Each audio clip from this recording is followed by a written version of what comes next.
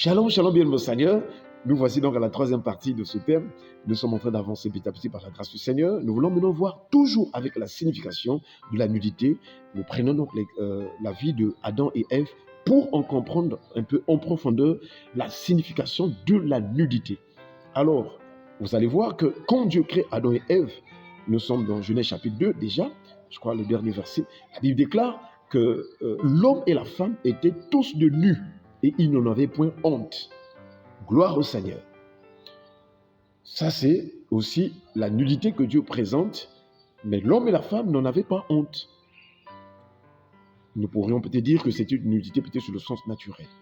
Mais après la chute, après que Adam et Ève soient tombés dans le péché, vous allez voir que, je crois le verset 7 du Genèse chapitre 3, la Bible déclare « Les yeux de l'un et de l'autre s'ouvrirent et ils connurent qu'ils étaient nus. Ils prirent donc les feuilles des figuiers pour s'en faire des ceintures, et ils s'enfuirent loin de la face de l'Éternel. » Remarquez que les deux nudités sont différentes parce que la première fois que Dieu présente l'homme et la femme qui étaient nus, ils n'en avaient pas honte. Ils n'avaient pas fui loin de la face du Seigneur. Ils n'étaient pas séparés de Dieu, éloignés de Dieu. Mais la deuxième fois, après la chute, ils connurent qu'ils étaient nus et ils commençaient à fuir loin de la face du Seigneur. Ça veut dire que les deux nudités ne signifient pas la même chose. Et là, la deuxième nudité qui fait fuir l'homme, nous vont dire que c'est aussi la conscience du péché, la conscience souillée par le péché. Donc c'est là où, par extension, nous devons comprendre que la nudité aussi, c'est un péché. C'est là où nous pouvons montrer que être nu, c'est un péché. Être nu, c'est un péché. Une personne qui s'habille d'une manière où elle laisse ses parties intimes à découvert, cette personne pêche. Voilà, chers frères et sœurs, comment est-ce que dans l'Église aujourd'hui, à travers l'habillement, les vêtements, les gens pêchent. Et les couturiers du monde, notamment les couturiers du monde païen, ils confectionnent des habits pour laisser les parties intimes, les parties sensibles de l'homme à découvert pour pousser les hommes à pécher. Donc nous voyons les pièges, la tentation n'est pas seulement pour autre chose, mais même dans l'habillement, dans les vêtements aussi, dans la manière, dans les types d'habits, dans les modèles de vêtements, le diable a mis les pièges pour pousser l'homme à pécher. Si vous vous habillez mal, vous péchez contre Dieu et tout péché conduit à la mort.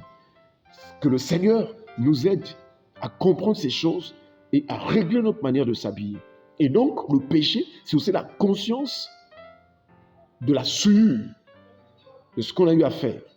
Parce que les yeux de l'un et de l'autre s'ouvrirent et ils connurent qu'ils étaient nus.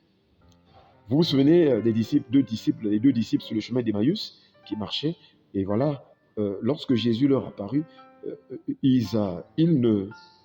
la Bible déclare que leurs yeux étaient empêchés de savoir. Pourtant, ils avaient les yeux physiques. C'est comme Adam et Ève, ils avaient leurs yeux physiques. Ils voyaient quand Dieu les avait créés, ils voyaient tous les arbres du jardin, ils voyaient tout. Mais lorsque la Bible déclare les yeux de l'un et de l'autre s'ouvrirent, là, il s'agit de quelque chose de spirituel. Parce que Adam et Ève avaient déjà leurs yeux physiques. Comme les deux disciples d'Emmaüs, ils avaient leurs yeux physiques. Mais ils n'avaient pas la révélation que c'était Christ. C'est après qu'il y a eu la Sainte Seine, après que le Seigneur a rompu le pain, que la Bible déclare qu'ils ont reconnu que c'était le Seigneur. Et ils étaient vraiment émerveillés, ils étaient étonnés. Mais quand même, vous allez voir que les deux disciples, ils vont se dire l'un de l'autre, notre cœur ne brûlait-il pas lorsqu'il nous expliquait les Écritures? Que Dieu vous bénisse. Il y a donc les yeux spirituels. Il y a donc une nudité spirituelle. Et donc, si vous péchez, vous exposez votre âme. Vous êtes nu dans votre âme. Vous êtes nu spirituellement. Votre vie est exposée. Vous êtes nu lorsque vous commettez des péchés volontaires. Mais que le Seigneur vous aide à quitter la vie de péché, à abandonner la vie de péché, afin que vous espériez le ciel. N'oubliez pas que les temps sont finis. N'oubliez pas que les temps sont finis. N'oubliez pas que les temps sont finis.